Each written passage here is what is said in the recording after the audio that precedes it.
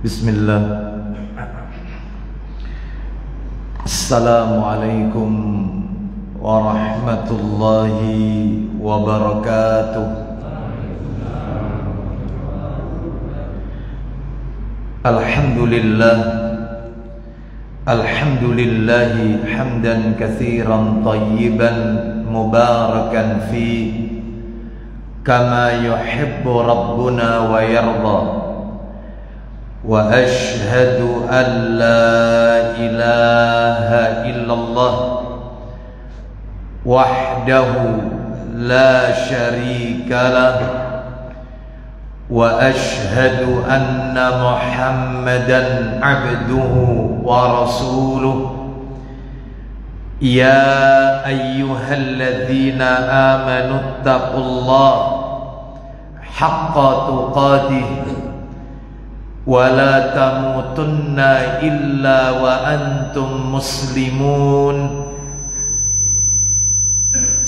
Amma ba'du, fa inna asdaqal hadisi kitabullah wa khairal hadi hadi Muhammadin sallallahu alaihi wasallam wa syarral umuri muhdatsatuha wa kulla muhdatsatin bid'ah wa kulla bid'atin dhalalah wa kulla dhalalatin finnar. Ikhwan wa akhwati fillah, bapak-bapak, ibu-ibu, kaum muslimin dan muslimah, jamaah salat zuhur Masjid Al-Ihsan yang semoga dimuliakan oleh Allah Subhanahu wa ta'ala, kepada segenap tim pengurus Albirru Media yang semoga semuanya dirahmati oleh Allah Subhanahu wa ta'ala, dan tentunya kepada segenap pengurus yayasan dan takmir Masjid Al-Ihsan yang semoga semuanya dimuliakan oleh Allah Subhanahu wa ta'ala. Tidak ada kata yang patut kita ucapkan di siang hari ini selain rasa syukur kita kepada Allah Tabaraka wa ta'ala atas segala karunia nikmat yang telah Allah berikan kepada kita. Di antara kenikmatan-kenikmatan tersebut yang kita rasakan pada siang hari ini adalah nikmat sehat, nikmat diberikan kemudahan dan kesempatan untuk melaksanakan ibadah kepada Allah, khususnya di bulan Ramadan 1443 Hijriah. Semoga seluruh amalan-amalan ketaatan yang kita lakukan di bulan Ramadan di tahun ini semuanya tercatat di sisi Allah sebagai pemberat timbangan amal kebajikan kita kelak di yaumil hisab. Bapak ibu kaum muslimin dan muslimah rahimani wa rahimakumullah, lebih dari itu, semoga seluruh kebaikan-kebaikan yang kita lakukan di bulan Ramadan ini, baik yang sifatnya wajib maupun yang sunnah, menjadi penyebab diampuninya semua dosa dan kesalahan yang pernah kita lakukan. Allah Subhanahu wa ta'ala menegaskan di dalam ayatnya, tepatnya di surat Hud, surat yang ke-11 ayat yang ke-114. Dalam penggalan ayat Allah berfirman, innal hasanati yudhibnas sayyiat. Sesungguhnya perbuatan-perbuatan yang baik itu, kebajikan-kebajikan itu dapat menghapus kesalahan, dosa yang pernah kita lakukan. Semoga bulan yang penuh dengan maghfirah, bulan yang penuh dengan ampunan ini, Allah turunkan ampunannya kepada kita semua. Bapak Ibu kaum muslimin dan muslimah rahimani wa rahimakumullah.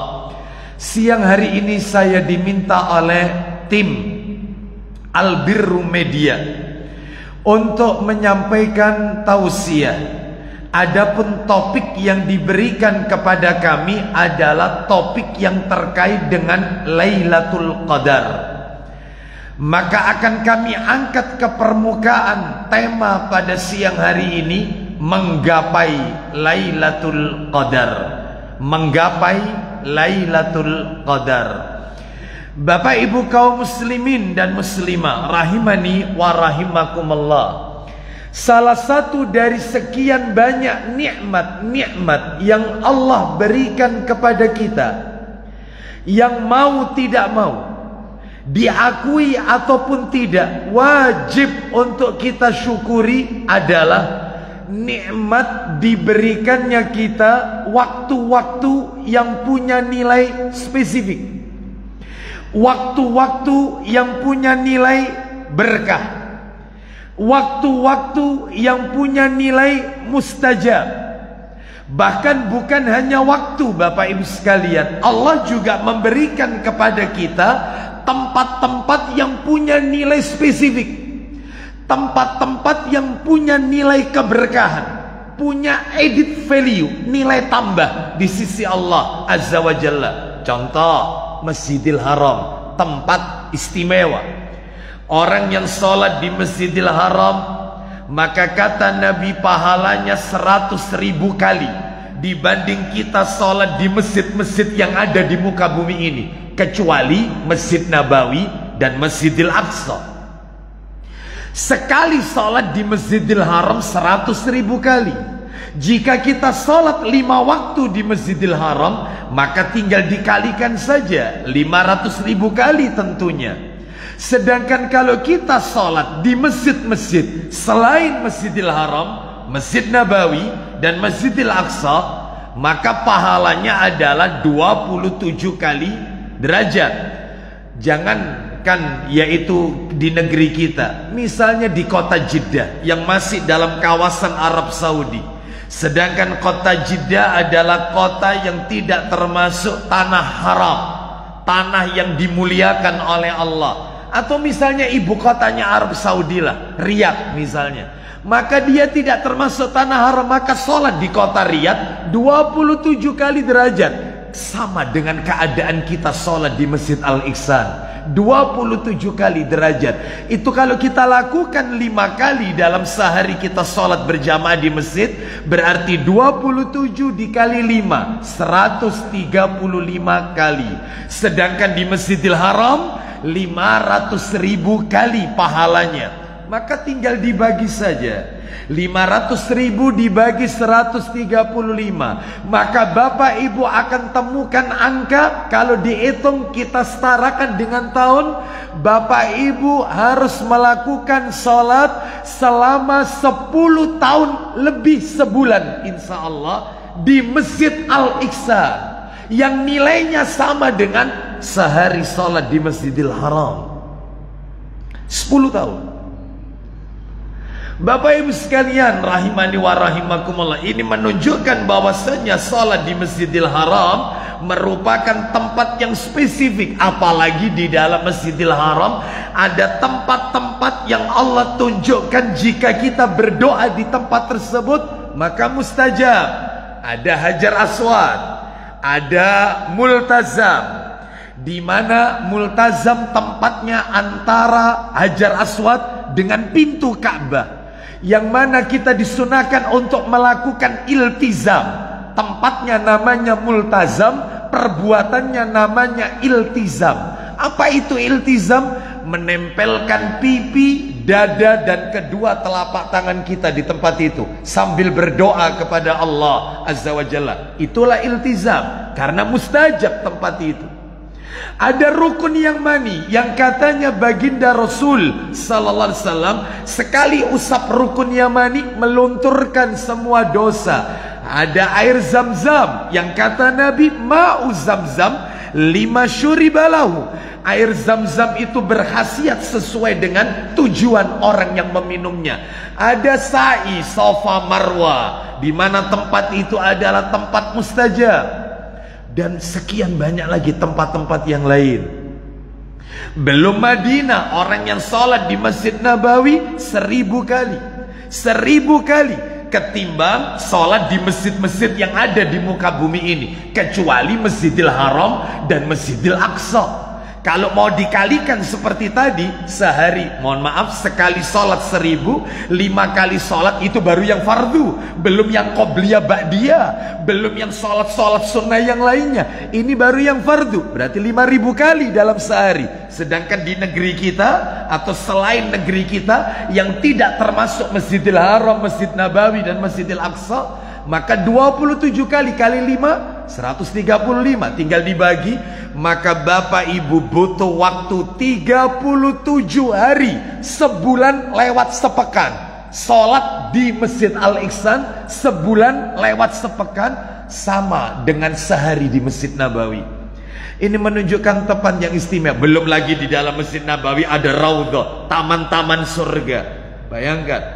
Belum lagi yaitu masih banyak lagi tempat-tempat yang lain. Apalagi Masjidil Aqsa. Di dalam riwayat Ibnu Majah, orang yang sholat di Masjidil Aqsa, Baitul Maqdis, Palestina, maka ganjarannya seperti bayi yang baru dilahirkan oleh ibunya. Suci, gak bawa dosa. Ini menunjukkan Allah memberikan kepada kita tempat-tempat yang istimewa. Mudah-mudahan Allah memberikan kelapangan rezeki kepada kita, sehingga kita bisa mendatangi tempat-tempat yang penuh dengan berkah sebagaimana yang telah kami sebutkan tadi. Mudah-mudahan kita ditakdirkan oleh Allah untuk bisa menunaikan umrah pada masa-masa yang akan datang, dan ibadah haji rukun Islam yang kelima. Bapak Ibu sekalian, itu tempat. Sekarang waktu dalam sebulan 12 bulan yang diawali dengan Muharram, Safar, Rabiul Awal, Rabiul Akhir, Jumadil Ula, Jumadil Tsani, Rajab, Sya'ban, Ramadan, Syawal, Zulqa'dah, Zulhijjah. Maka ada 4 bulan yang masuk nominasi. Bulan suci, bulan haram, bulan yang dimuliakan oleh Allah, yaitu Zulqa'dah, Zulhijjah, Muharram dan Rajab. Ramadan gak masuk.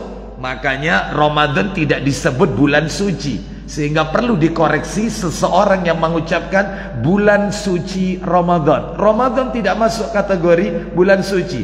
Ramadan punya nama tersendiri yang lebih banyak namanya. Bulan ampunan, bulan maghfirah, bulan pembebasan api neraka, bulan rahmah, bulan barokah, bulan jihad, bulan sabar. Banyak nama lainnya Ramadan. Sehingga itu yang menunjukkan keistimewaan daripada bulan Ramadan, karena banyaknya nama. Baik. Nah, dalam 12 bulan yang tadi, 4 bulan masuk nominasi, ternyata ada 1 bulan dari 12 bulan Allah pilih lagi. Nabi menyebutnya dengan Sayyidus Syuhur, raja, tuan, penghulu dari seluruh bulan. Rajanya Ramadan, di mana kita sedang berada di dalamnya.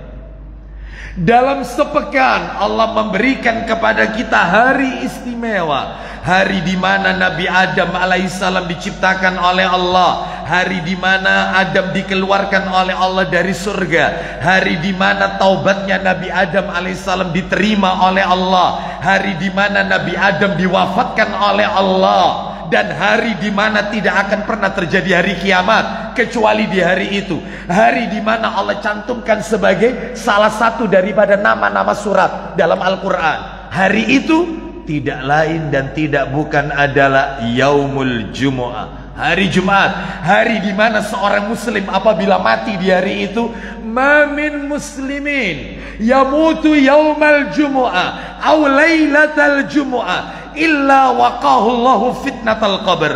Barang siapa, tidaklah seorang muslim yang meninggal pada hari Jumat atau malam Jumat, melainkan dia akan terhindar dari fitnah kubur. Fitnah kubur beda dengan azab kubur. Ada azab kubur, ada fitnah kubur. Orang yang mendapatkan fitnah kubur belum tentu diazab, tapi orang yang sudah diazab pasti melewati fitnah kubur. Apa itu fitnah kubur? Pertanyaan kubur. dikasih kemudahan oleh Allah. Marrabbuka, Rabbi Allah. Wa madinuka, apa agamamu? Dinil Islam. Man nabiyuka, siapa nabimu? Muhammad sallallahu alaihi wasallam. Cukup hanya 3 pertanyaan? Bukan, 4 pertanyaan. Wa ma ilmuka, dalam riwayat yang sahih, wa ma ilmuka, apa ilmu yang kau miliki sehingga engkau bisa menjawab pertanyaan-pertanyaan itu?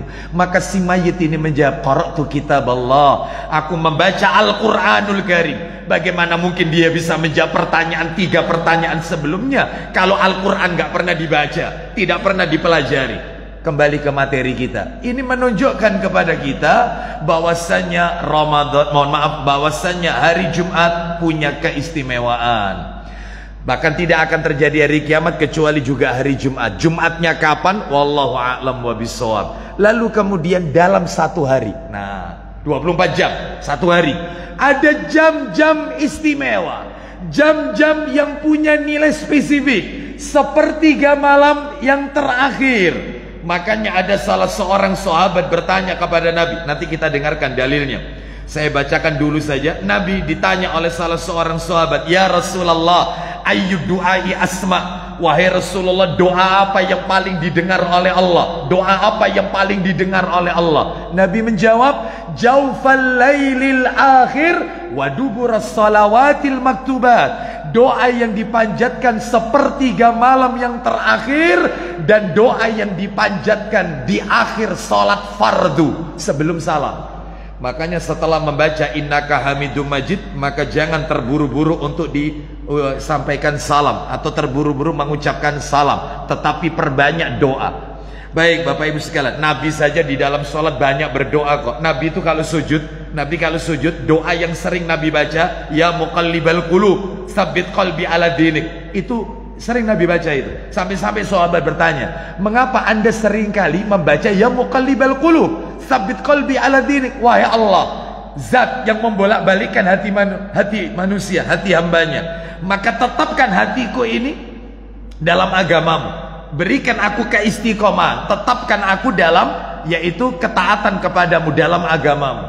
Ini menunjukkan kepada kita bahwasanya pentingnya kita memohon kepada Allah istiqomah. Maka Nabi SAW menjawab bahwasanya hati manusia ini ada di antara jari dari jari-jari Allah. Berarti Allah punya jari. Ya, kita tidak bahas ini. Intinya wajib kita imani sami'na wa ata'na, tanpa kita mengkiaskan, tanpa kita membayangkan, tanpa mentakyif, mempertanyakan, tanpa mentamsil, memisalkan, menyerupakan dengan makhluknya, tanpa takyif, mempertanyakan, atau tanpa yaitu tasybih, atau mungkin misalnya takwil, ditakwil dengan diterjemahkan, diinterpretasikan dengan yang lain. Imani saja, tugas kita sami'na wa ata'na, karena ini berita gaib yang wajib kita imani, riwayatnya sahih.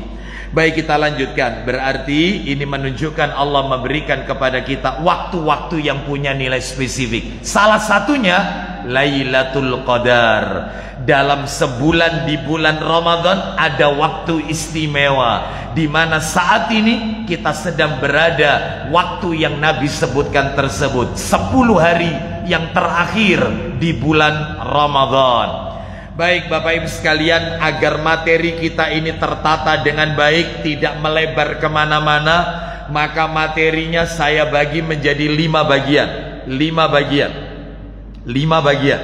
Yang pertama adalah Bapak Ibu sekalian, yaitu saya akan menyampaikan mengapa harus malam. Kenapa kok tidak disebut Naharul Qadar, siang Qadar? Kenapa Lailatul Qadar, malam Qadar? Kenapa kok malam? Kenapa kok tidak siang? Ini nanti saya sebutkan ini.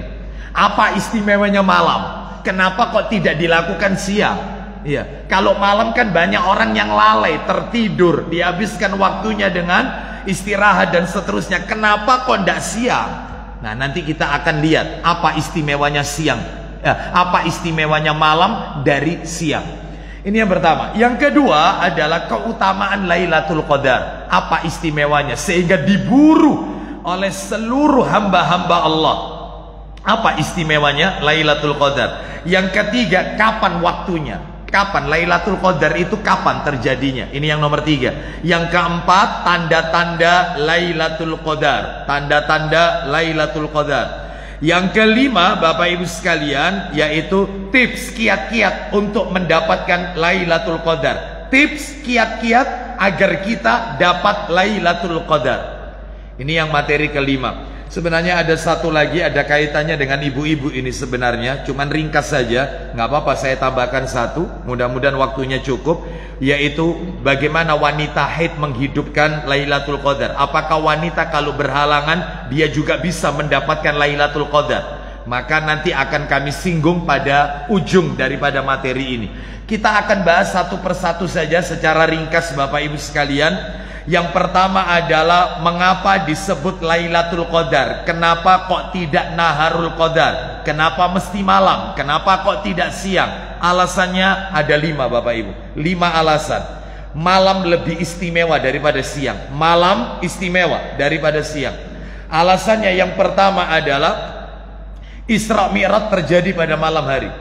Allah memilih malam. Allah tidak memilih siang hari. Nabi harus berangkat dari Makkah ke Palestina, Baitul Maqdis, naik ke Sidratil Muntaha, bukan siang tetapi malam. Berarti ini menunjukkan keistimewaan waktu malam. Dalilnya nanti panjenengan bisa dibuka sendiri, surat Al-Isra, surat yang ke-17, ayatnya ayat 1. Insya Allah ayat ini familiar di telinga kita.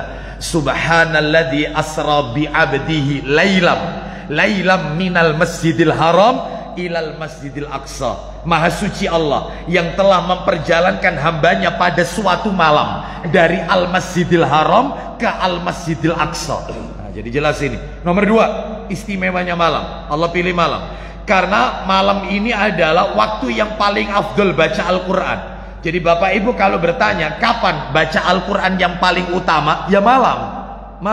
Lu apa ndak boleh baca Al-Quran pagi hari? Boleh. Siang? Boleh. Sore? Boleh. Tidak ada larangan. Yang afdol malam. Jawabannya paling utama. Dalilnya di mana? Ayo dibuka dalilnya. Kita dengarkan bersama. Allah Ta'ala berfirman dalam Al-Quran. Suratnya surat nomor 73 Al-Muzammil. Surat 73 Al-Muzammil. Surat 73 ayatnya langsung saja. Ayat 1 sampai 6, nggak apa-apa. Ayat 1 sampai 6. Allah Ta'ala berfirman. Bismillahirrahmanirrahim. Ya ayyuhal muzammil, qumil layla illa qalila, nisfahu aw inqus minhu qalila. عليه ورتل القرآن ترتيلا إنا سنلقي عليك قولا ثقيلا إن ناشئة الليل هي أشد وطئا وأقوم قيلا. تفضل. Wahai orang-orang yang berselimut, yaitu Nabi Muhammad sallallahu alaihi wasallam. Lanjut. Bangunlah untuk sholat di malam hari. Lanjut. Kecuali sedikit daripadanya. Lanjut. Yaitu seperduanya atau kurangilah dari seperdua itu sedikit. Teruskan. Atau lebih dari seperdua itu. Terus. Dan bacalah Al-Quran itu dengan perlahan-lahan. Bacalah Al-Quran itu dengan tartil. Lanjut. Sesungguhnya kami akan menurunkan kepadamu perkataan yang berat. Terus.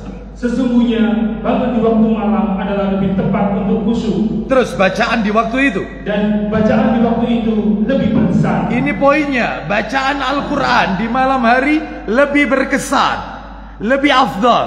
Ini yang kedua. Dipilih waktu malam. Yang ketiga, malam lebih istimewa daripada siang. Buktinya adalah waktu yang paling utama untuk berdoa adalah malam hari. Ini yang tadi kami singgung dalilnya. Dan kami janjikan untuk dibacakan. Coba dibuka kitab Sahih Targhib wa Tarhib.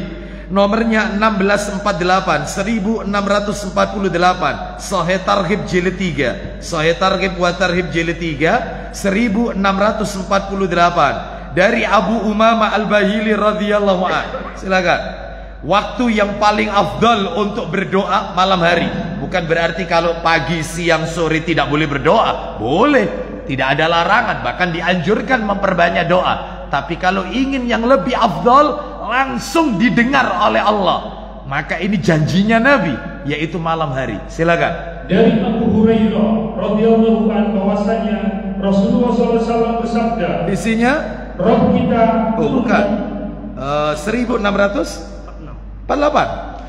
Abu Umamah, silakan.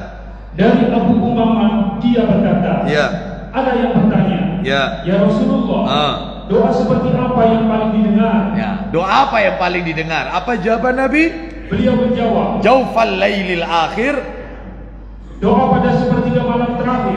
Sepertiga malam terakhir, bukan siang, bukan pagi. Yang kedua, dan sesudah melakukan sholat wajib. Nah, maksudnya sebelum salam itu. Karena setelah sholat fardu itu zikir, bukan berdoa. Jadi setelah sholat itu zikir, bukan berdoa. Doa itu di dalam sholat, bukan setelah sholat. Itu kaidahnya, Bapak Ibu sekalian. Sekarang kita lanjutkan. Itu yang nomor 3. Nomor 4, Allah turun ke langit dunia sepertiga malam terakhir. Allah turun ke langit dunia sepertiga malam terakhir. Dalilnya adalah, coba dibuka Sahih Muslim. Sahih Muslim dari Abu Hurairah radhiyallahu an. Nomornya 732. 732. Silakan. 732 Muslim. Silakan. 732. Ya. Silakan. Dari Abu Hurairah radhiyallahu an, ia berkata, silakan. Rasulullah SAW bersabda, isinya, Allah turun ke langit dunia setiap malam. Terus, yaitu ketika telah lewat sepertiga malam pertama. Baik, lanjutkan. Lalu Allah berfirman, apa kata Allah kepada seluruh makhluknya, hamba-hambanya? Silakan. Akulah Allah. Akulah Allah. Akulah Allah. Akulah Allah. Yang pertama yang Allah ucapkan, siapa yang memohon kepadaku, maka aku perkenankan permohonannya. Siapa yang memohon kepadaku, aku perkenankan permohonannya. Rugi orang yang setiap malam dia tidak memohon kepada Allah Azza wa Jalla. Waktu malamnya dihabiskan di warqa.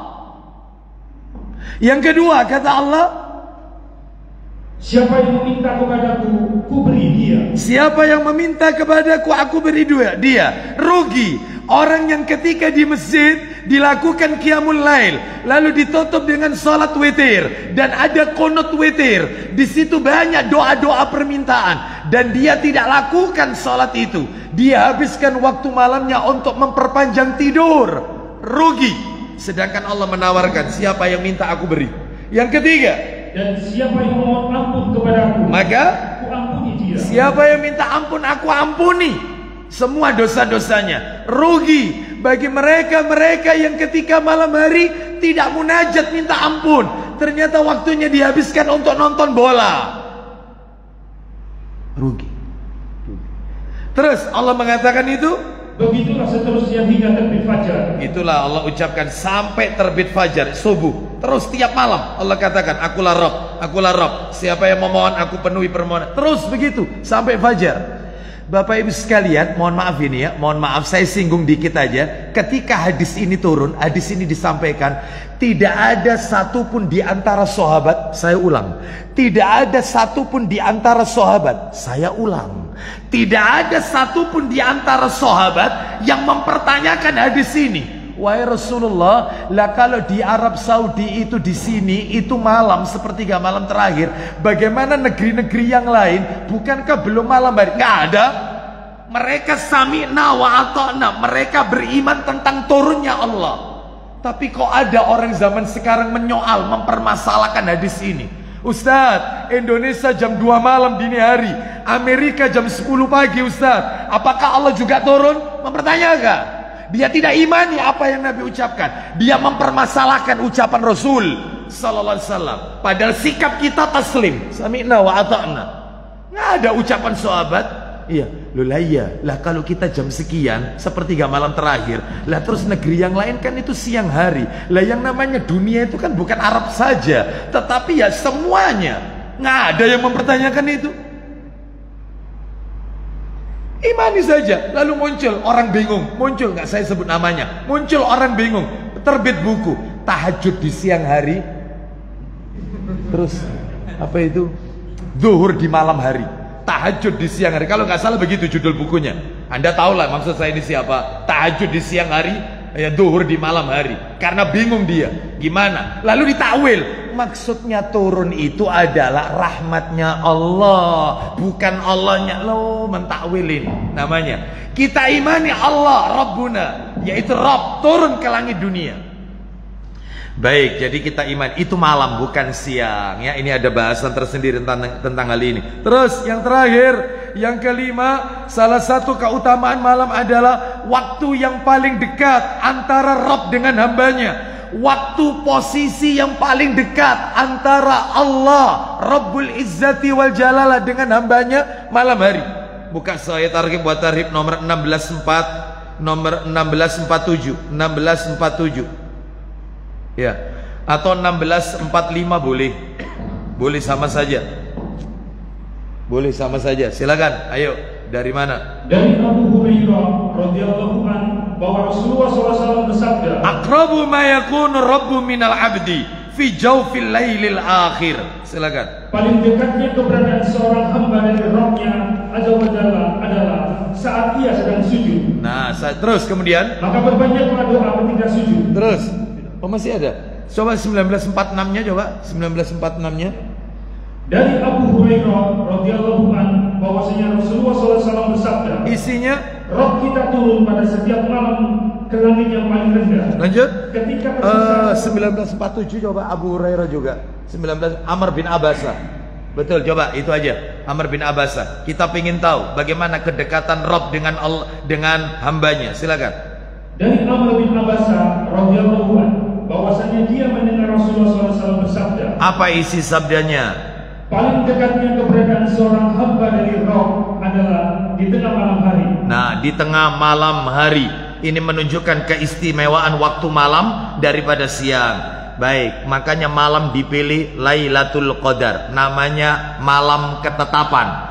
Sekarang bukan siang ketetapan. Sekarang kita masuk materi nomor 2, keutamaan Lailatul Qadar. Saya akan bacakan keutamaan Lailatul Qadar ini ada di dalam surat Al-Qadar. Surat Al-Qadar. Saya akan bacakan 2 surat Bapak Ibu. 2 surat. Dua-duanya ada di situ. Dua-duanya ada di situ. Saya ulang ya. Keutamaan Lailatul Qadar ada di 2 surat. 2 surat. Surat yang pertama surat Ad-Dukhan. Surat Ad-Dukhan. Surat Ad-Dukhan itu surat nomor 44, ayatnya ayat 3. Ini satu.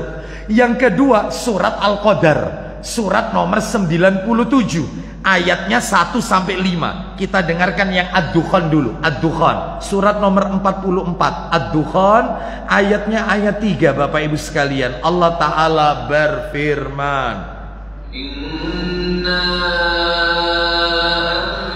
anzalnahu fi lailatin mubarakah inna kunna munzirin. Silakan. Sesungguhnya kami menurunkannya pada suatu malam yang diberkahi. Yang diberkahi, lanjut. Dan sesungguhnya kamilah yang memberi peringatan. Kemudian pada malam itu ayat yang ke-3. Ayat ke-4-nya lanjutkan aja. Pada malam itu dijelaskan segala urusan yang penuh hikmah. Pada malam itu dijelaskan semua ketetapan, semua urusan yang penuh dengan hikmah. Ini di dalam tafsir Ibnu Katsir. Bapak Ibu kalau pengen lihat itu disebutkan malam yang diberkahi ini adalah Lailatul Qadar, 10 hari terakhir Ramadan. Sekarang kita lihat surat yang nomor 2. Surat apa tadi Bapak Ibu tadi? Surat, nama suratnya apa tadi? Al-Qadar. Surat nomor berapa?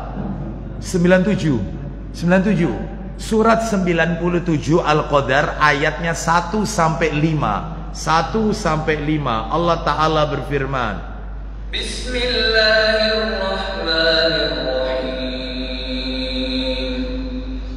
Inna anzalnahu fi lailatul qadr.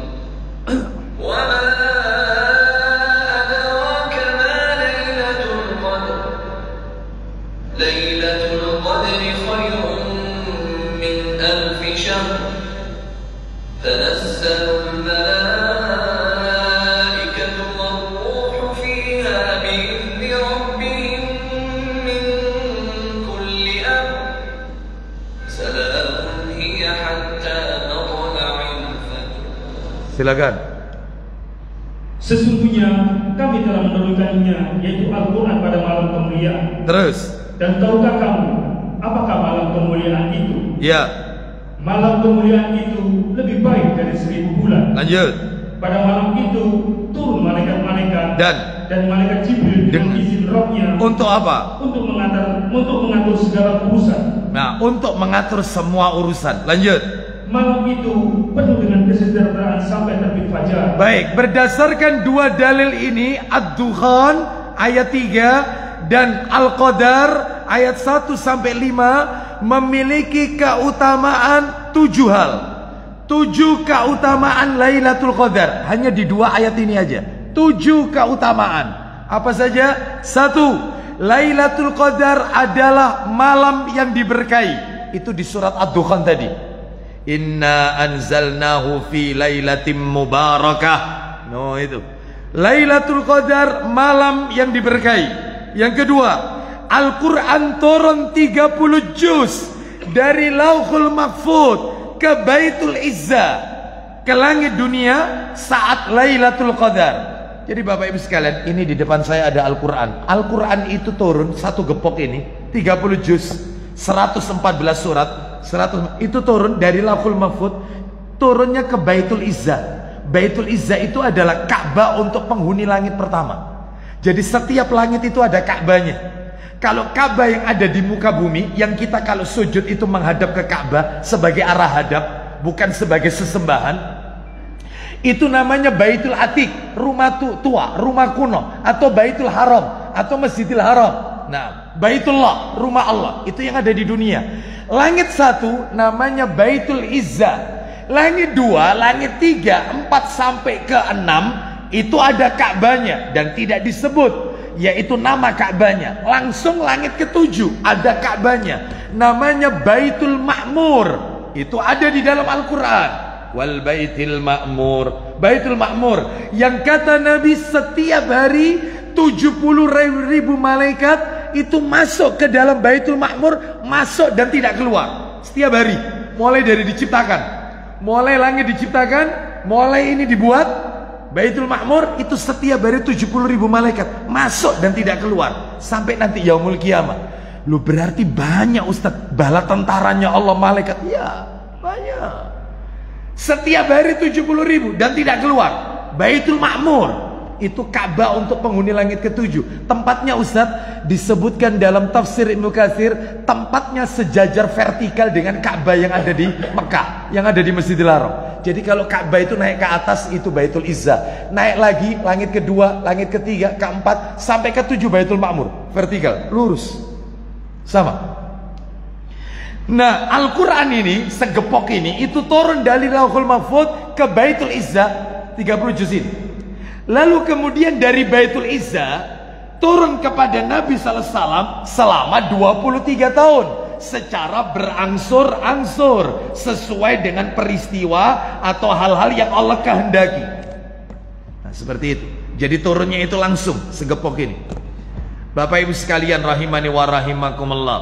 Beda sama mereka Yahudi sama Nasrani, yaitu kitab Taurat dan Injil. Beda. Taurat dan Injil itu turunnya itu dari Allah langsung satu buku begini kepada Nabi Musa dan kepada Nabi Isa. Injil kepada Isa, Taurat kepada Musa, langsung segepok ini.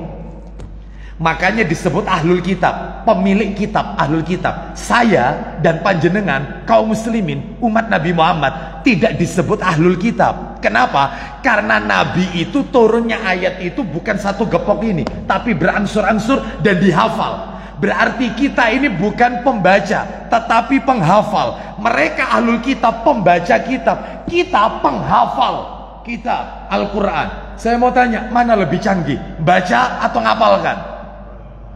Mana lebih canggih? Baca atau menghafal? Menghafal. Tapi sayangnya umatnya gak hafal-hafal.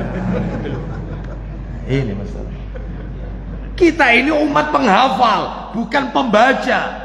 Mereka pembaca, karena langsung segepok kitab yang Allah turunkan kepada mereka. Kita lanjutkan Bapak Ibu. Yang ketiga, yaitu amal ibadah yang dikerjakan apapun itu pada saat Lailatul Qadar lebih baik daripada amalan yang dikerjakan selain Lailatul Qadar. Semuanya dilipat gandakan 1000.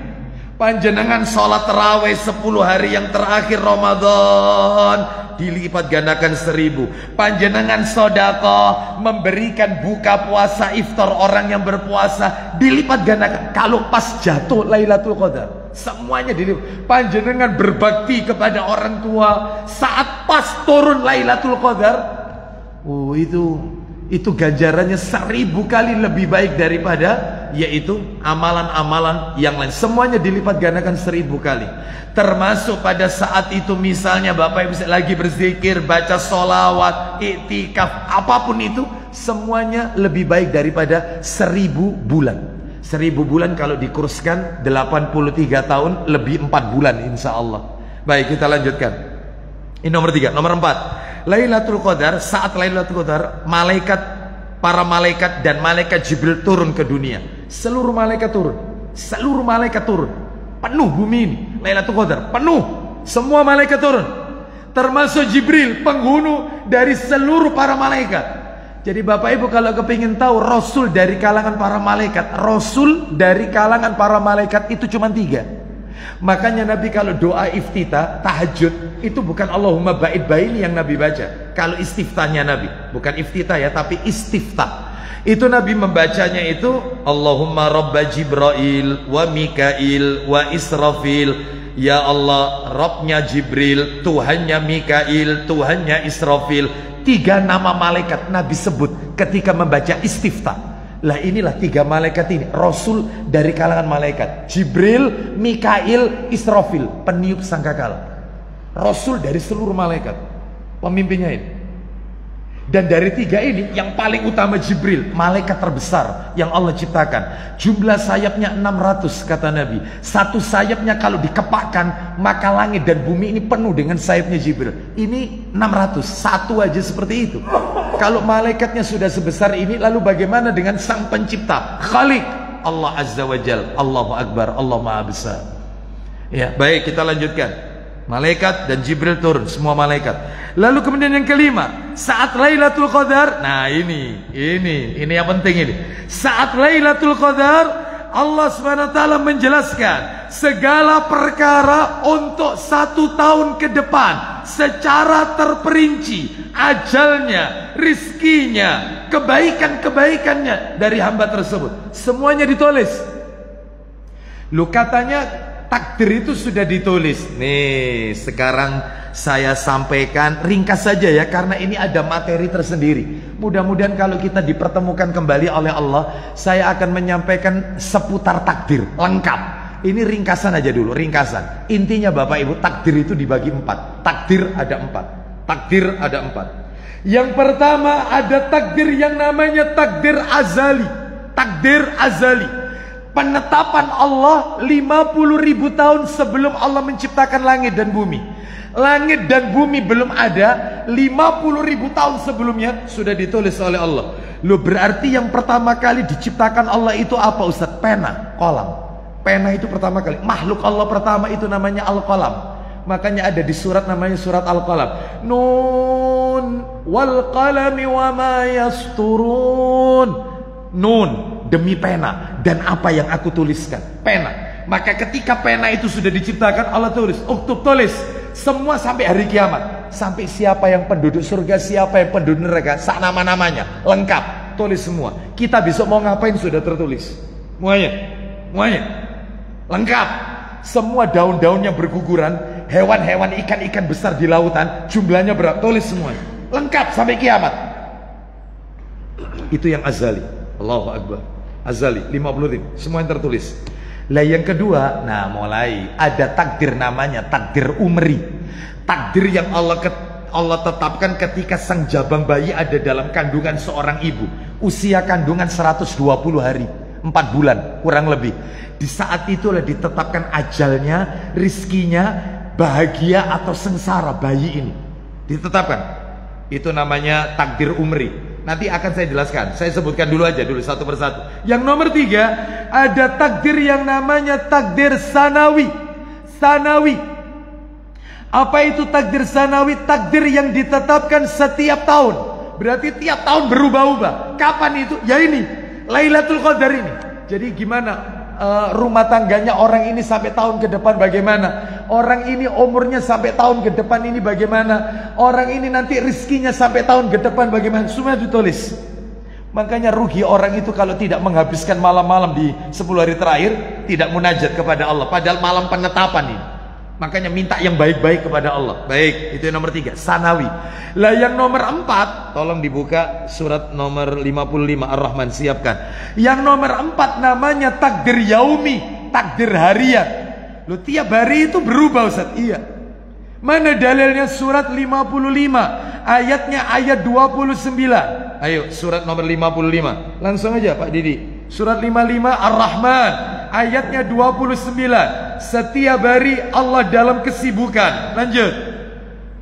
Semua yang ada di langit dan di bumi selalu meminta kepadanya. Terus. Setiap waktu dia dalam kesibukan. Setiap hari, yaum, karena di situ disebut yaum. Setiap hari Allah dalam kesibukan.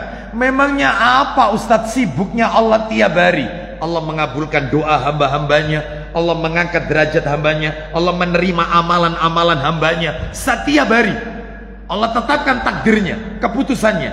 Nah, Ustadz, nomor 1 sampai nomor 4 Ustadz, ya berarti takdir itu ada 4. Iya, yang bisa berubah. Takdir itu berubah enggak? Bisa berubah enggak? Bisa.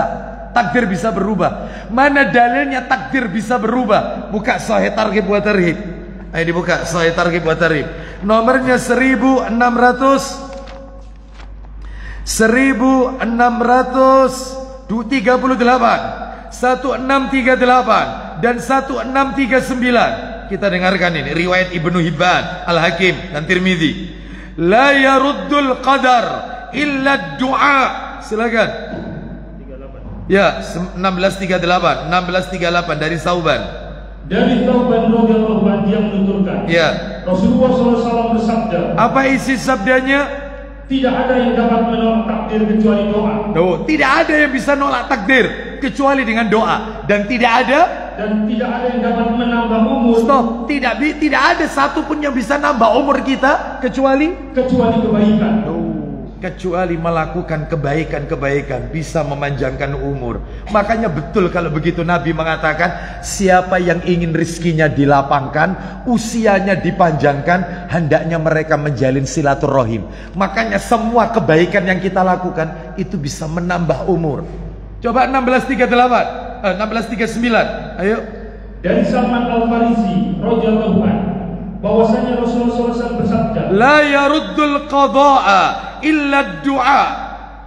Tidak ada yang dapat menolak qada atau keputusan Allah kecuali doa. Doa yang bisa merubah ketetapannya Allah. Doa, makanya berdoa yang banyak. Terus, dan tidak ada yang dapat menambah umur kecuali kebaikan. Baik Bapak Ibu sekalian, Ustadz, berarti takdir bisa berubah. Iya. Yang berubah itu dari 4 ini, itu yang mana Ustadz? Yang berubah itu yang nomor 2, nomor 3, dan nomor 4. Ini yang bisa berubah. Sedangkan yang nomor 1 tidak bisa berubah. Dan perubahan itu juga sudah tertulis di takdir yang pertama, azali. Contoh, orang itu ditetapkan oleh Allah umur 50 tahun meninggal. Sudah ditulis sama Allah, 50 tahun meninggal. Ternyata dalam hidupnya orang ini rajin silaturahim. Tadi kan hadisnya sudah saya sampaikan, siapa yang ingin usianya dipanjangkan, rizkinya dilapangkan, hendaknya dia silaturahim. Orang ini rajin silaturahim, sehingga Allah matikan, Allah wafatkan orang ini umur 60 tahun. Berarti dikasih tambahan 10 tahun. Maka umur 50 tahun sudah tertulis, orang ini akan nantinya rajin silaturahim, sudah ditulis. Orang ini nanti bakalnya mati umur 60 tahun, sudah ditulis. Penetapannya, sak perubahannya, semuanya tertulis. Di mana? Azali. Azali. Ini yang nggak bisa berubah. Azali. Penetapan, sak perubahannya itu di azali. Di azali. Itu yang nggak bisa berubah itu. Sedangkan yang nomor 2, nomor 3, nomor 4 ini bisa berubah. Makanya pada saat Lailatul Qadar minta yang baik-baik kepada Allah. Ustadz, apa ada takdir buruk itu Ustadz? Tidak ada takdir buruk. Tidak ada takdir buruk. Buruk itu karena kacamata kita, versi kita. Menurut Allah, semua yang Allah tetapkan itu baik untuk hambanya. Nabi sallallahu alaihi wasallam bersabda, apa kata Nabi? Yaitu di dalam hadis, yaitu riwayat Ahmad, sayang kitabnya tidak ada ini. Yaitu Nabi bersabda, innallaha la yaqdi lil mu'mini qada'an illa kana khairan lahu. Sesungguhnya Allah tidak mentakdirkan sesuatu untuk seorang mukmin melainkan pasti itulah yang terbaik untuknya. Itu yang terbaik dari Allah. Berarti kalau begitu Ustadz, kalau begitu takdir yang dirasa manusia yang jelek-jelek, cerai, ya talak, cerai, terus kemudian mati bunuh diri, ini kan takdir yang buruk-buruk, sakit, kena musibah, ini kan buruk-buruk. Berarti kita tidak boleh Ustadz ya ini semua dari Allah, ya nggak boleh. Ya siapa mana ini takdir aku nggak bisa, nggak bisa. Yang baik-baik kembalikan kepada Allah. Buka surat An-Nisa. Surat An-Nisa ayat 79. Surat nomor 4 ayat 79. Yang baik-baik katakan dari Allah, yang buruk-buruk katakan karena dari saya. Ustadz, ya mungkin ini sudah ditakdir Ustadz, rumah tangga saya ini ternyata pisah saya sama istri saya Ustadz. Ini mungkin sudah suratan takdir Ustadz. Enggak, bukan. Yang jelek-jelek jangan dikembalikan kepada Allah. Salahmu Dewi. Kenapa kamu lebih memilih cerai? Loh, berarti Allah itu tidak memaksa hamba. Enggak, Allah ngasih pilihan kepada hambanya. Buktinya di dalam surat Al-Kahfi, surat yang panjenengan sering baca malam Jumat. Faman sya'a apa ini? Gimana? Faman sya'a falyu'min wa man sya'a falyakfur. Siapa yang mau beriman silakan. Siapa yang mau jadi kafir silakan. Lu pilihan. Mau beriman monggo, mau jadi kafir monggo. Berarti Allah tidak memaksa hambanya. Ya salahmu dewe. Sebab ada orang itu Pak, alasannya pakai takdir. Saya pernah menegur seseorang, loh Mas, yang panjenengan lakukan ini ya dosa kan Mas, ini kan zina. Loh ini loh zina, jelas zina, kok sampai lakukan? Siapa mana Ustaz, ini ditulis sampai Allah Ustaz. Loh gak bisa. Kenapa Anda tidak memilih menikah? Kenapa Anda cari pilihan yang haram? Berarti manusia dikasih pilihan. Iya, pilihan yang baik-baik, sehat dari Allah Ustaz. Rumah tangga saya Ustaz mawaddah warahmah, istri saya, suami saya soleh soleha, anak-anak saya hafal Quran Ustaz, dari Allah. Benar.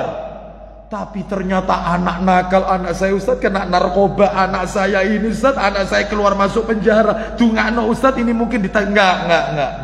Salahkan dirimu sendiri. Yang buruk-buruk salahkan dirimu. Itu adab seorang hamba kepada Allah. Yang baik kembalikan kepada Allah, yang buruk kembalikan ke diri kita sendiri.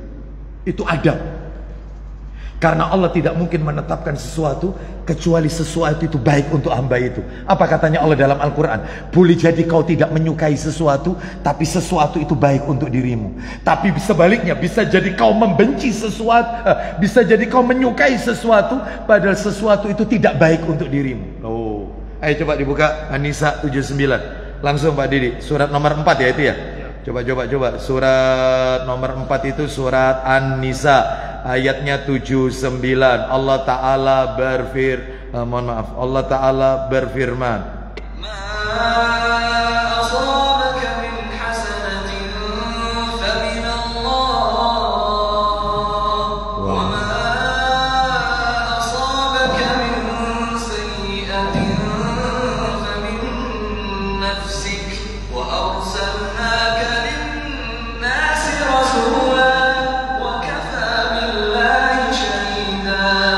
silakan. Apa saja yang nikmat yang kamu peroleh adalah dari Allah. Ya, dan kebajikan bencana yang menimpamu. Ya. Maka dari kesalahan dirimu sendiri. Ulang lagi dari awal. Kebajikan apapun yang kamu peroleh. Kebajikan apapun yang kamu peroleh adalah nikmat dari Allah. Betul. Dan apa saja bencana yang menimpamu, maka dari kesalahan dirimu sendiri. Loh, gak boleh disampaikan. Ya ini semua takdir Allah, gak bisa. Ya, baik. Jadi takdir bisa berubah. Makanya Lailatul Qadar ini malam penetapan, yaitu takdir. Kembali ke materi kita Bapak Ibu sekalian. Terus kemudian yang keenam, Lailatul Qadar disifati dengan salam. Salamun. Ya, salam. Apa itu maksudnya? Pada malam tersebut penuh dengan keselamatan, di mana syaitan tidak bisa berbuat makar kepada manusia. Ada juga yang mengatakan malam tersebut banyak yang selamat dari siksa hukuman Allah karena mereka melakukan amalan-amalan ketaatan dengan iktikaf, baca Quran, qiyamul lail.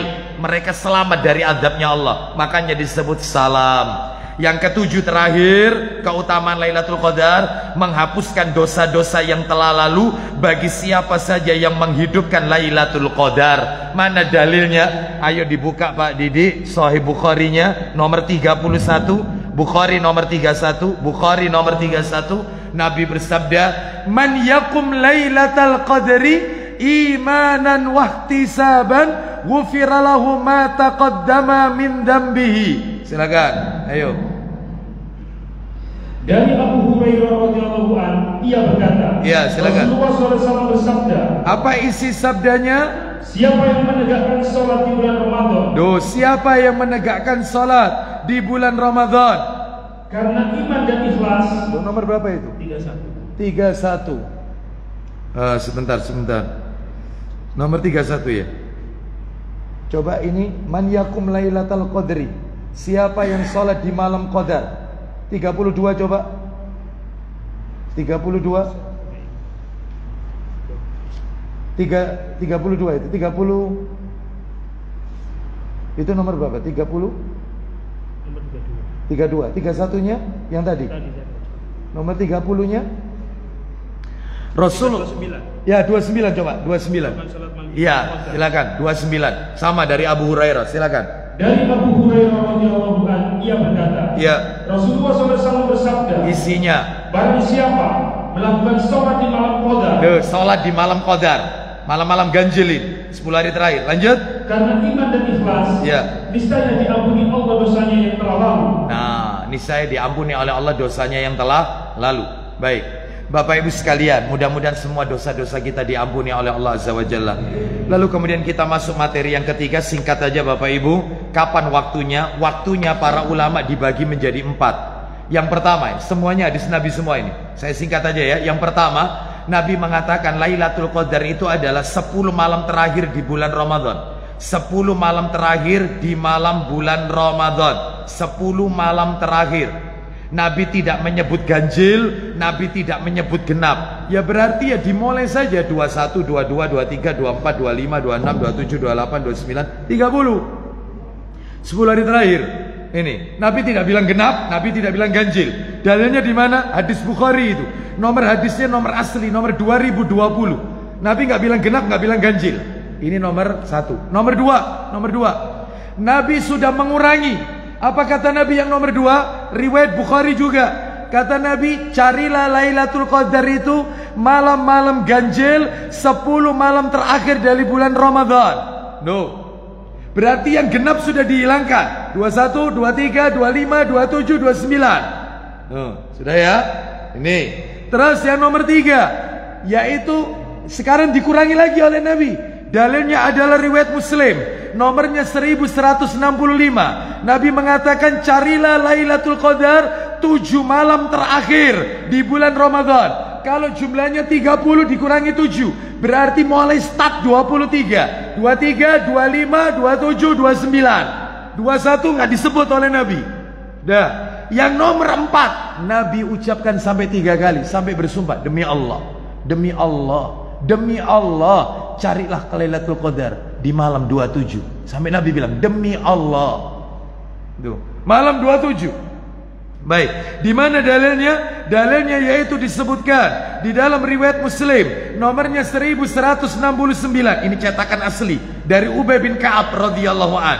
Berarti kesimpulannya sekarang. Kesimpulannya. Nah, ini kesimpulannya. Ibnu Hajar Al-Asqalani rahimahullah berkata, Lailatul Qadar tidak dapat dikhususkan satu malam saja pada setiap tahun. Enggak, bisa jadi berganti-ganti. Misalnya tahun ini malam 27, tahun berikutnya malam 25, sesuai kehendak Allah Azza wa Jalla. Bahkan, nah ini yang bikin mengerikan. Ini yang bikin kita merinding. Bahkan bisa jadi Lailatul Qadar terjadi di malam genap. Loh kok bisa? Kalau Ramadannya 29 hari. Bagi kita yang ekotulil amri itu 29 enggak? 29. Kalau 29 genap ketemunya. Kalau tadi malam kita qiyamul lail pas. Kenapa? Maaf, tak kasih bocoran. Karena tanda-tandanya Lailatul Qadar malam hujan, paginya mendung.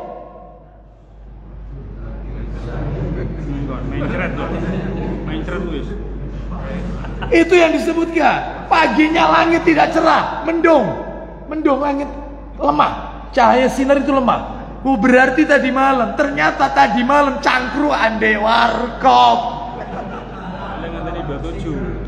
Soalnya nunggu yang ke 27. Itu.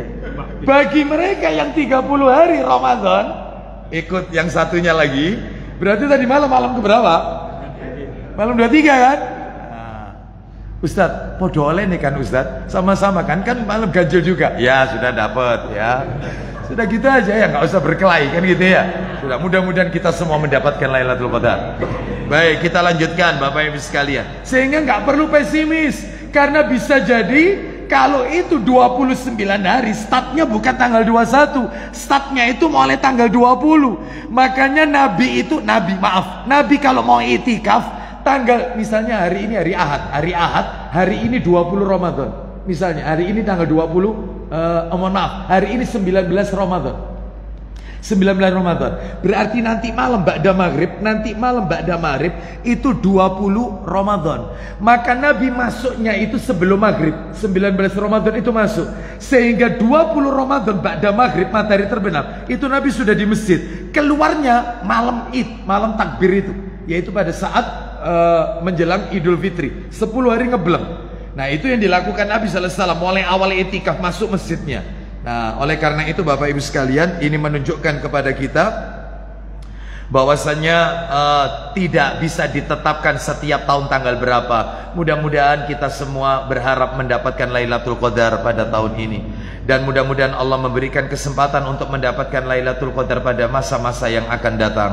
Baik, mudah-mudahan Ramadan ini bukan Ramadan yang terakhir bagi kita. Bapak Ibu, sekarang saya akan sebutkan tanda-tanda Lailatul Qadar. Tanda Lailatul Qadar adalah, ini disebutkan, maaf ini saya nukil riwayat At-Tayalisi dan Ibnu Hibban dalam Sahih Jami'us Shaghir nomor 5475, disahihkan oleh Syekh Albani rahimahullah, dari sahabat Ibnu Abbas radhiyallahu anhuma, 5475 nomornya, 5475. Begini katanya Nabi, Lailatul Qadari lailatun samhatun talaqatun la haratan wala baridatan tusbihus syamsu sabihatuha dha'ifatun hamra. Lailatul Qadar itu adalah malam yang penuh kelembutan, cerah, tidak begitu panas, tidak panas dan tidak terlalu dingin. Pada pagi harinya sinar matahari itu lemah, nampak kemerah-merahan alias mendung. Jadi kalau mau disimpulkan, suasana malam itu tenang dan bersahabat, nggak panas, nggak dingin. Ya, esok harinya mendung. Ya, sinarnya itu lemah. Warna apa ini? Matahari tersebut. Ya, dan kita tidak disyariatkan untuk terus keluar masjid. Durung kok ya. Kok gak cocok ya. Panas sih gimana? Ya iyalah, masjidnya kalau ada AC ini. Ada AC-nya kan ini. Iya. Nah, seperti nggak usah, kita nggak dituntut untuk cari-cari keluar rumah. Kira-kira gimana kita? Kedatang nggak? Nggak. Ya, yang penting optimalkan ibadah. Sekarang saya akan masuk materi, yaitu yang berikutnya, tips untuk mendapatkan Lailatul Qadar. 10 tipsnya. 10 tips untuk dapat Lailatul Qadar. 10 amalan supaya dapat Lailatul Qadar. 1. Yang pertama, punya kitab Sahih Targhib? Nggak punya ya? Baik. Ada jilid 1 antum Sahih Targhib? Nggak ada, nggak download ya? Baik, saya bacakan aja kalau begitu. Amalan yang pertama, tolong diperhatikan ini Bapak Ibu, ini kiat-kiat supaya dapat Lailatul Qadar. Yang pertama, menjaga sholat wajib, terutama, garis bawahi, terutama sholat isya dan sholat subuhnya berjamaah di masjid. Isya sama subuhnya berjamaah di masjid, upayakan ini. Tapi jangan duhur asarnya nggak berjamaah. Ini dikhususkan. Kenapa kok pakai dikhususkan? Saya bacakan. Sahih Targhib wa Tarhib nomor 415. Perhatikan. Dari sahabat Utsman bin Affan radhiyallahu anhu, dia berkata, Nabi sallallahu alaihi wasallam bersabda, "Man shallal isya'a fi jama'atin fa ka'annama qama nisfal laili Wa man shalla subha fi jama'atin faka'annama shalla al-laili kullahu. Kata Nabi, barang siapa yang sholat isya berjamaah, maka ia mendapatkan bonus pahala sholat atau ibadah selama setengah malam full. Jadi orang kalau sholat isya-nya berjamaah, itu seperti orang yang melakukan ibadah separuh malam itu habis untuk ibadah. Padahal bisa jadi setelah isya dia pulang istirahat, bisa jadi. Tapi dia mendapatkan ganjaran pahala seperti orang yang melakukan ibadah semalaman itu. Terus, dan barang siapa yang sholat subuh berjamaah, maka dia mendapatkan ganjaran pahala seperti orang yang sholat semalam suntuk. Berdasarkan dalil ini, apa kata Imam Syafi'i? Lah ini yang bikin kita merinding. Imam Syafi'i rahimahullah, Imam Ahlus Sunnati wal Jamaah. Apa kata Imam Syafi'i dalam Qaul Qadim? Perkataan beliau yang lama. Ini disebutkan dalam kitab Lataiful Ma'arif nomor 329. Imam Syafi'i berkata, "Man syahidal isya'a was subha lailatal qadri faqad akhadha bihaddihi minha." Barang siapa yang menghadiri salat isya dan subuhnya saat Lailatul Qadar, maka dia telah mengambil malam itu mendapatkan Lailatul Qadar.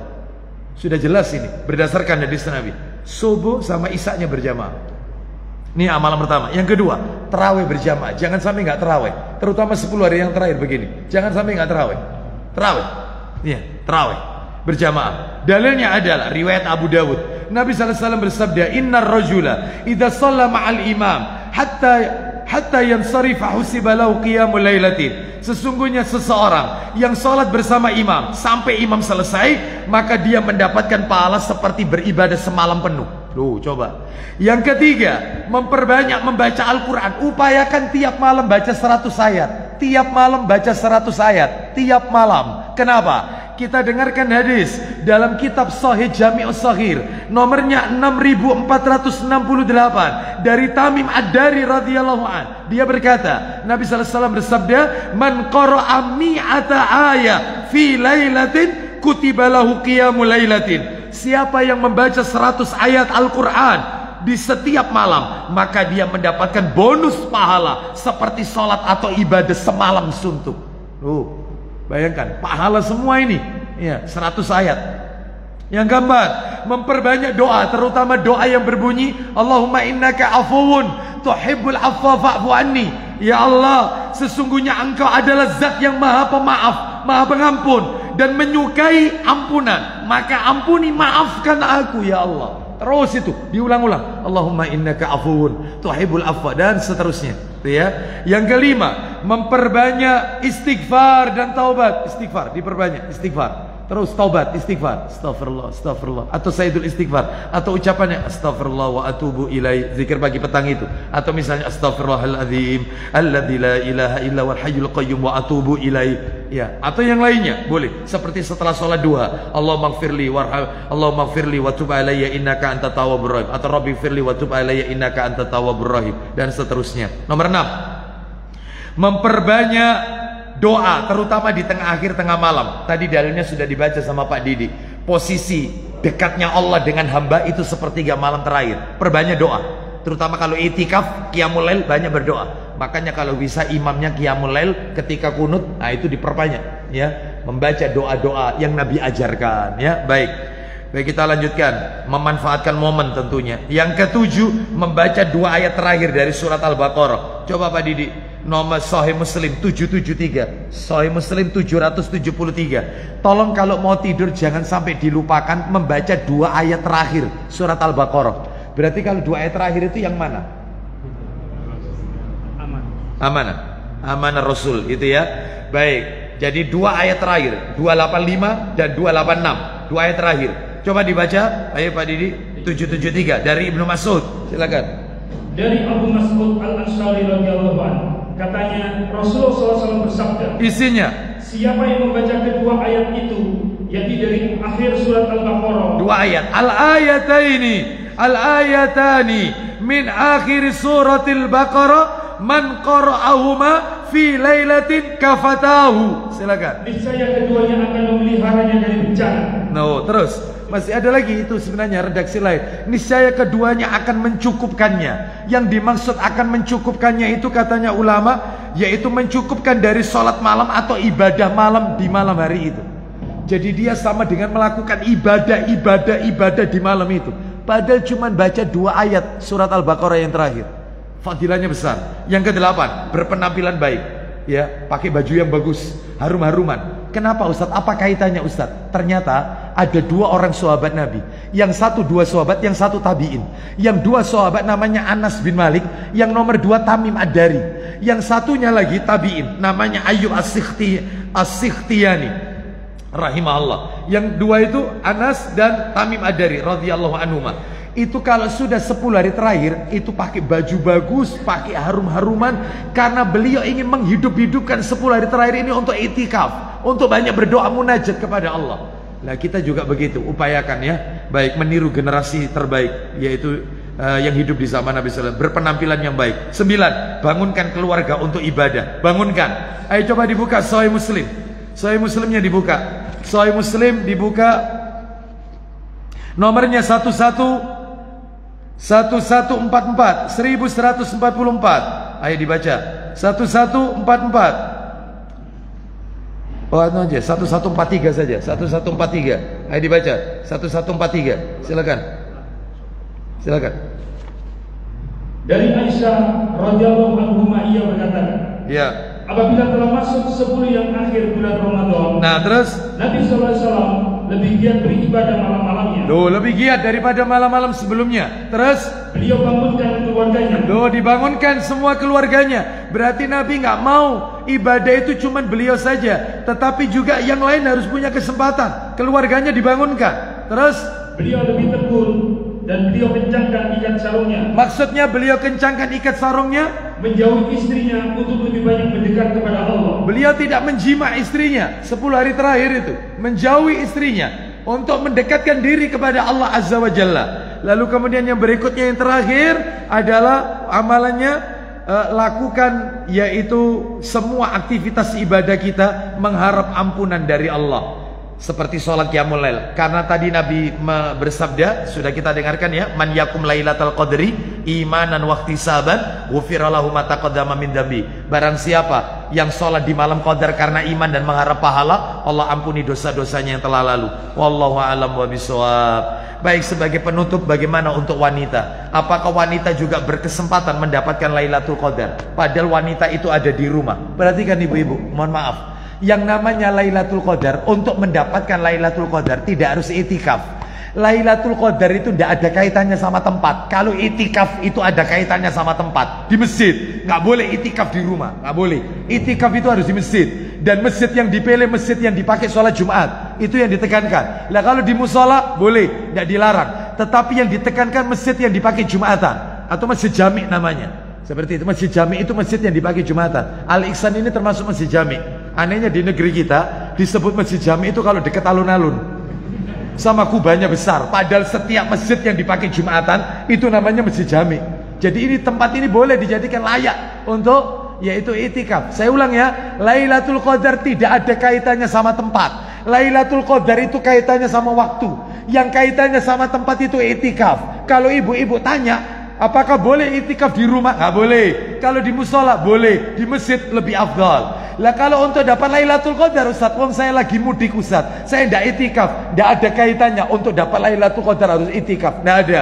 Karena Lailatul Qadar ini adalah masalah waktu, sehingga ibu-ibu yang berhalangan masih tetap bisa mendapatkan Lailatul Qadar, asalkan di malam itu dipakai untuk memperbanyak ibadah kepada Allah Azza wa Jalla. Baca Quran boleh, asalkan pakai kain pelapis bagi wanita yang haid, sarung tangan, jadi tidak langsung menyentuh Al-Quran. Atau sedekah, atau zikir boleh ya. Atau misalnya yaitu sambil membaca sholawat boleh. Atau misalnya berdoa, Ustaz, saya haid Ustaz, di Masjid Al-Ihsan ada Qiyamul Lail, imamnya bacaannya bagus Ustaz, doanya panjang-panjang, saya tetap ikut Ustaz tapi tidak ikut sholat, apa boleh? Maka jawabannya adalah, bagaimana hukum wanita haid berdiam di masjid?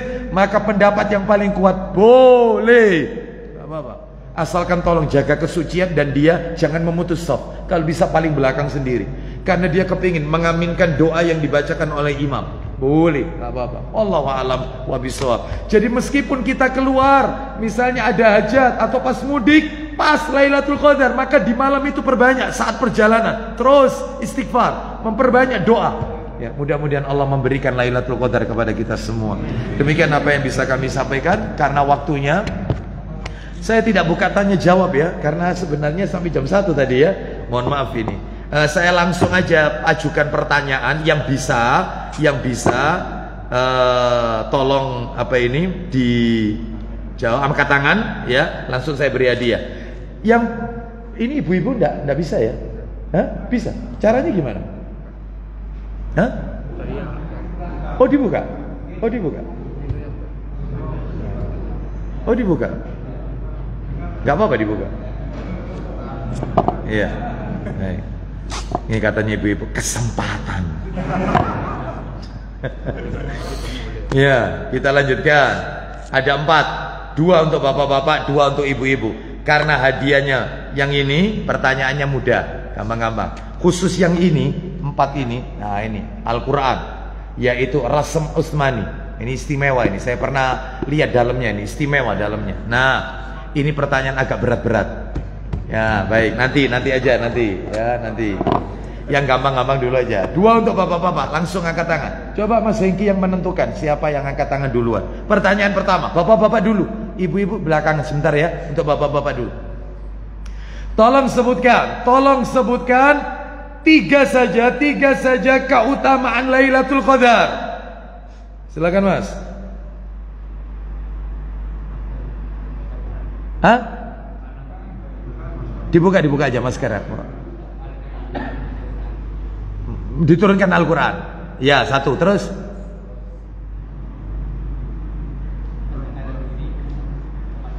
pendekatan diri kepada Allah. Kurang tepat. Pas. Ya Pak Pojok.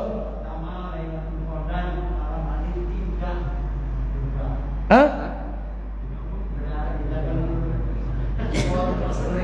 Gimana Pak? 3? Oh, Al-Quran diturunkan 30 juz ke Baitul Izzah. Betul, 1. Terus 3, kurang 2. Amalan yang dikerjakannya lebih utama. Betul, 2, Masya Allah. Terus nomor kurang.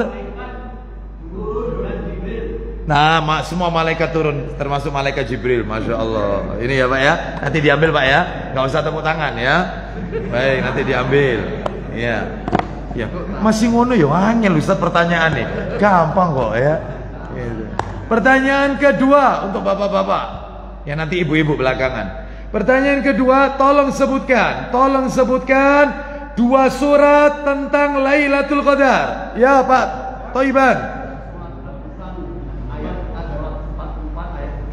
Ya, surat 44 ayat 3 dan surat Al-Qadar ayat 1 sampai 5. Masya Allah, barakallahu fiik. Baik, dapat Pak Thoiban. Ibu-ibu sekarang ada 2 Bu. Tolong. Saya di sini nggak kelihatan ya. Baik. Ya, teropong. Pertanyaannya, tolong sebutkan 3 saja amalan yang boleh dilakukan oleh wanita haid. 3 amalan wanita haid boleh melakukan. 3 amalan. Ayo Bu, angkat tangan. Siapa yang sudah? Ya Ibu, jilbab merah. Baca Quran terus. Hah? Berdiam di masjid untuk apa ini? Ya, silakan terus. Zikir, ya silakan Bu ya, diminta ya sama Mas Hengki ya.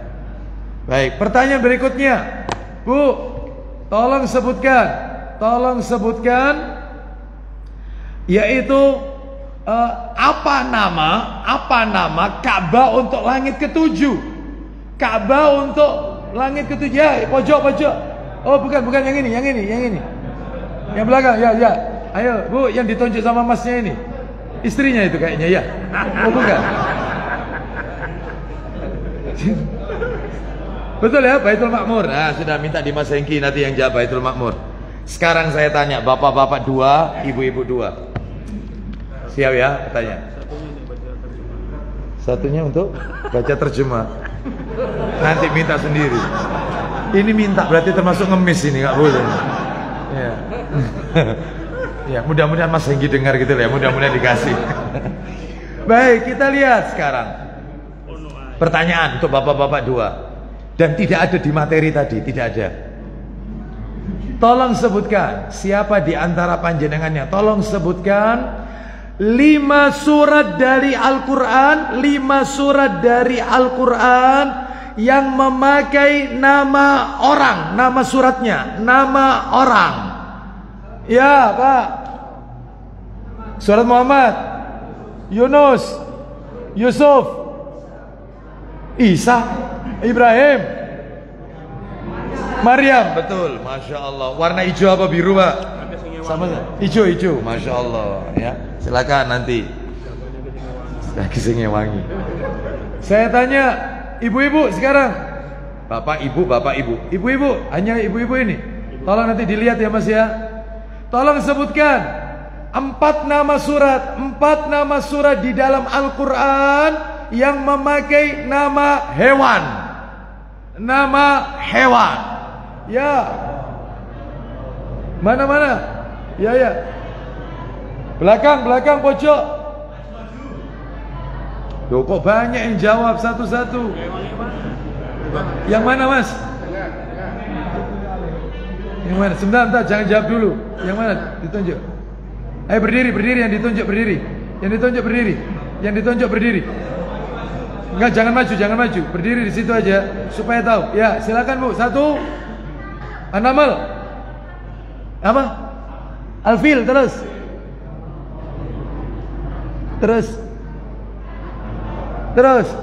Sapi, betina. Al-Baqarah, betul. Terus 1 lagi. An-Naml sudah, kok An-Naml terus. Apa ini? Ada tawon, ada laba-laba, ya. An-Nahl, lebah, ya silakan. Ini Mas ya. Bapak-bapak, saya tanya, tolong sebutkan Pak, tolong sebutkan 5 istri Nabi sallallahu alaihi wasallam. 5 saja istri Nabi. Ya Mas. Aisyah, Khadijah, Hafsah.